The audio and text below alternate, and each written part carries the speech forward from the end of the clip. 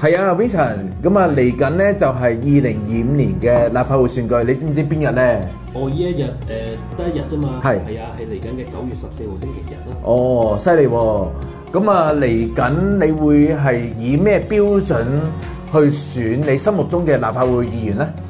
我認為啊，呢位議員咧一定要可以幫市民發聲，係特別係可以幫到弱勢社群發聲啦。嗯咁啊，對於我哋中小企嚟講咧，佢可以幫助到我哋未來嘅發展，係得到幫助嘅。係同埋呢位議員咧，我覺得佢一定要行動力要夠快，要夠強，哦速度要夠快，要有效率。係冇錯。 OK 咁啊，一定要可以將呢個問題咧帶到俾政府，同埋得到呢個答案得到解決嘅。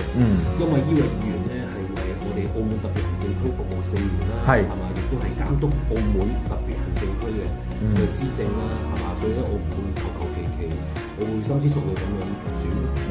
哇！你嘅神聖一票係非常之重要，係啦。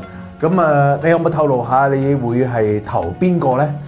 咁就要睇呢排邊一位人選係行動力最強，係嘛，係做到嘢，係真正幫到市民嘅人啦。要做實事嘅。係啊，呢個就係我嘅人選。哦，OK，好啊，咁啊，約定你9月14號一齊喺澳門投票。